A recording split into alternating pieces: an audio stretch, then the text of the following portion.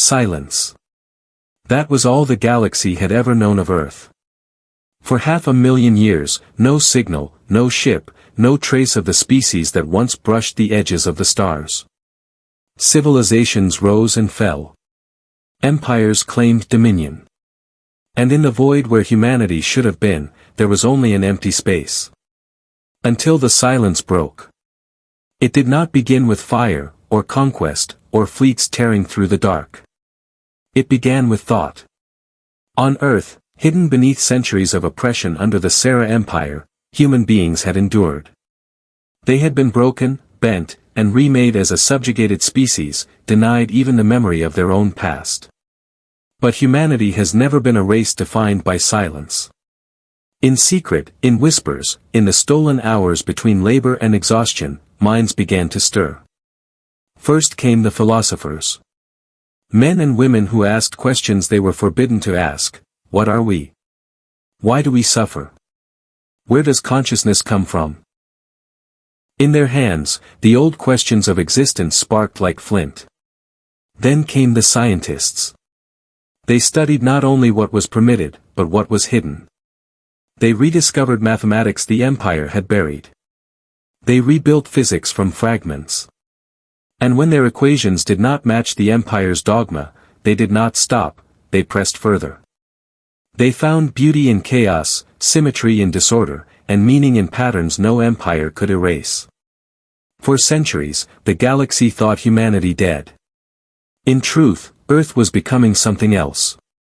Something the galaxy had not seen before, a species that had endured total erasure, and remembered itself anyway. When the first human ships rose from the atmosphere, the galaxy laughed. The Sera Empire called them primitive. The Council of Stars declared them irrelevant. After all, what threat could one wounded species pose to civilizations that had ruled for millennia? But the Empire misunderstood what had awakened. Humanity was not a people clawing for survival. Humanity was an idea, sharpened by silence, forged in oppression, reborn in secrecy. And ideas do not die. The first contact was not a battle. It was a message. From Earth's orbit, a single transmission radiated outward into the galactic void. No anthem. No demand. No plea for recognition. Only words. We are awake. That was enough. Across the empire, worlds paused. Some laughed. Others trembled. The Harari, an ancient neutral species, whispered warnings to their allies. They said humanity's return was not a coincidence. That it carried the weight of inevitability. That silence itself had been preparing the galaxy for this moment.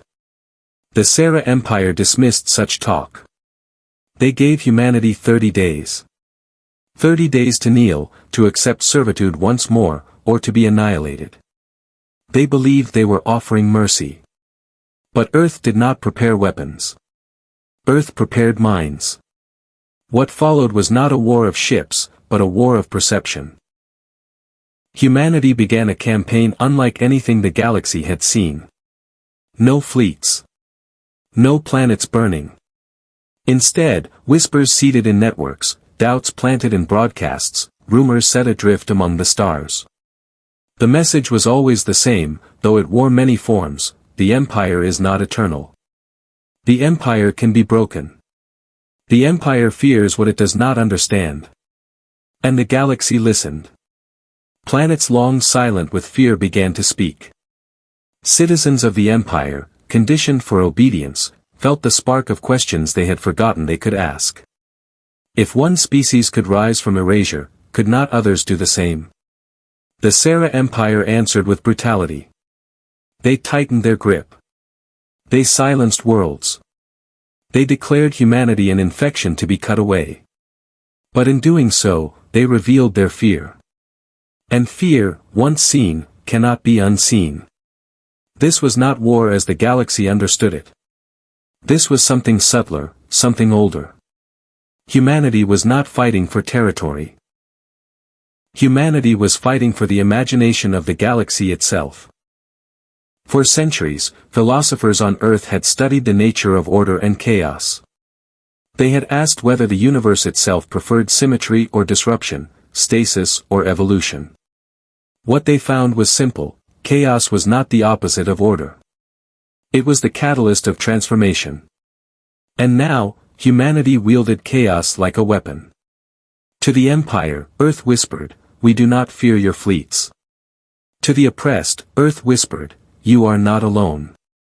To the galaxy, Earth whispered, "The future is not yet written." It was in this silence, the silence between whispers, that the galaxy began to shift. For the first time in living memory, the Sera Empire was not feared, but doubted. And doubt spreads faster than conquest. Humanity had been gone for 500,000 years. But in only 30 days, they made the galaxy tremble. This is only the beginning of the story. The Empire believes it is facing rebels, or insurgents, or perhaps an old enemy returning to reclaim lost pride. But what the Empire does not yet understand is this. Humanity did not return to fight for survival. Humanity returned to fight for meaning itself. And meaning is a war no empire can win. The Sera Empire had spoken. 30 days. That was the time humanity was given to decide its fate. Kneel once more, accept servitude, and vanish back into silence, or be erased completely. The ultimatum spread across the stars like wildfire. In the Empire's eyes, it was mercy. To the galaxy, it was a performance, the Empire displaying its strength, reminding every species who truly ruled. But Earth did not answer. The silence stretched on. 1 day. 5 days. 10. No fleets moved. No envoys pleaded. No signals begged for time. Humanity remained still, as though the ultimatum had never been heard. The Empire grew restless. The Council debated. Were the humans defiant, or simply too primitive to understand the scale of the threat? To rulers who had known only obedience, silence was more dangerous than open rebellion. The galaxy waited for humanity to blink. But Earth had learned the power of waiting. For centuries, under the weight of oppression, silence had been humanity's only weapon. Silence kept secrets hidden. Silence preserved forbidden knowledge. Silence shielded ideas until they were strong enough to breathe. Now, humanity turned that silence outward, and the galaxy discovered it could be terrifying. Empires wage war with fleets. Revolutions erupt in fire. But what does one do against an enemy who does not move, who does not answer, who simply waits? The Sera Empire called it arrogance. The oppressed began to call it strength. By the 15th day, the first cracks began to show. Reports surfaced of small worlds at the Empire's edges refusing shipments. Miners delayed production. Merchants whispered that perhaps the humans knew something the Empire did not. Why else would they wait? The Harari, those ancient observers who never chose sides, gave their quiet warning once more: do not mistake silence for weakness. Humanity is not rebelling. Humanity is calculating. Still, the Empire dismissed it. To admit fear of silence was to admit fragility. And fragility was forbidden. On Earth, the choice had already been made. There would be no kneeling. There would be no return to chains. But neither would there be a reckless strike. Instead, humanity prepared something the galaxy had never seen: a war of meaning. While the Empire counted days, humans seeded questions. Broadcasts slipped through channels. Ideas appeared in places no one could trace. They spoke of freedom not as rebellion, but as inevitability. They framed the Empire not as eternal, but as afraid. The most dangerous part was not what was said, but what was implied. If humanity could return from nothing, what else could the Empire not erase? The 20th day arrived. Still no answer. Still no movement. The Empire's admirals grew impatient. Their fleets waited at the edge of Seoul, ready to strike at a single command. But each day without conflict eroded certainty. Each day the humans did nothing, the galaxy began to imagine what they might do. The power of silence was working. It was then the Harari revealed their final warning, spoken not to humanity, but to the Council of Stars. Do you not see? This is not about ships, or planets, or even freedom. Humanity carries something older. Something even we do not name. If they have awakened, then silence has ended, for all of us. The Council dismissed it as myth. But myths have power, especially when fear makes them believable. The 25th day arrived. Across the galaxy, citizens gathered around transmission hubs, waiting. Would Earth surrender? Would Earth burn? The Sarah Empire wanted the moment to be spectacle, the crushing of hope before it could spread. But Earth sent only one signal. Not surrender. Not defiance. Only 3 words, spoken in every tongue of the Empire. We have chosen. And then, silence again. The effect was immediate. The Empire raged. Their leaders called the message meaningless, a trick, a bluff. But across the stars, the oppressed heard something else. They heard a declaration of inevitability. Humanity had chosen, and that choice needed no explanation. Planets began to whisper. Fleets began to question. For the first time in generations, citizens of the Empire wondered aloud, if humans can choose, why can't we? Doubt became fire. Fire spread. On the 30th day, the Empire prepared to strike. Fleets mobilized. Weapons charged. The order was given, humanity would be erased, not because of their defiance, but because of their silence. But the strike never came. At the very moment the Empire moved, its systems faltered. Not its weapons, not its ships, but its certainty. A dozen rebellions flared across distant colonies. Entire worlds refused orders. Merchants blocked trade. Armies turned their guns not outward, but inward. The Empire could not crush humanity, because humanity had already shifted the battlefield. This was the genius of Earth's response. They had turned the Empire's ultimatum against itself. By forcing the galaxy to wait, humanity had revealed the Empire's greatest weakness, its fear of doubt. And when the Empire showed that fear, the galaxy saw it. Once seen, it could not be unseen. This was not victory. Not yet. The Empire was vast, powerful, and merciless. But humanity had proven something far more dangerous than strength. They had proven they were unpredictable. The Harari, in their endless patience, watched quietly. They spoke only to themselves, their words lost to the void. If the humans could do this with silence alone, what will they awaken when they finally speak? The answer was not yet clear. But the galaxy trembled, for the first time in living memory, not from the Empire's power, but from humanity's return.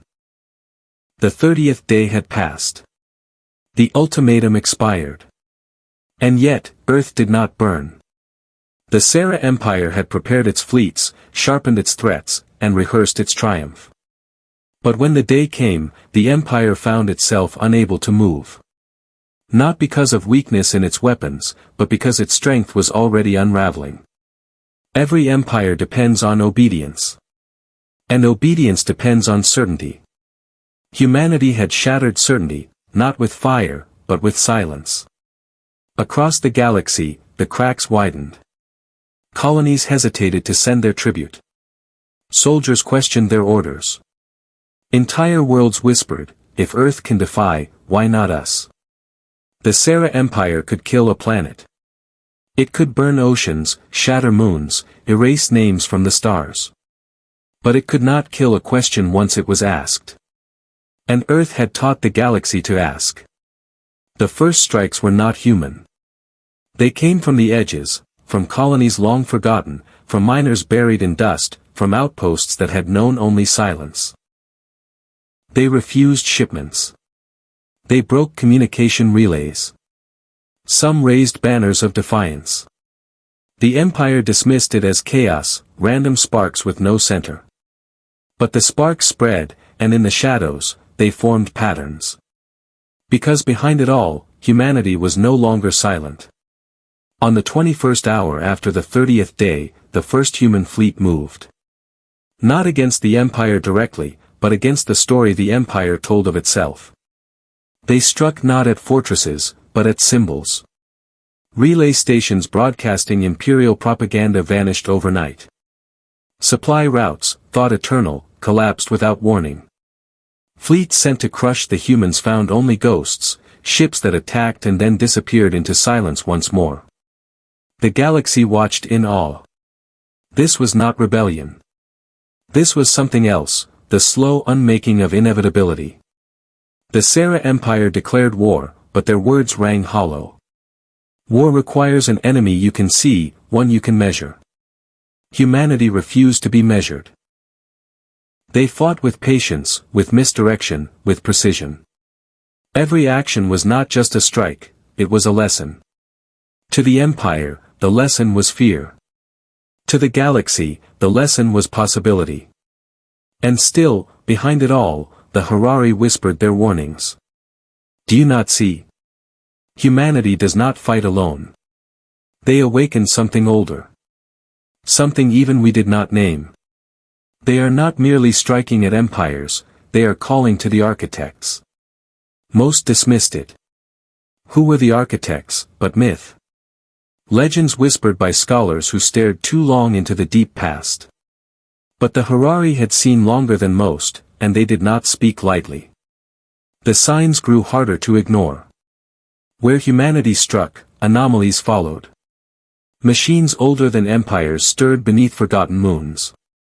Relics buried in dead systems powered themselves once more. Strange signals bled into the spectrum, carrying no language yet felt in every mind that heard them.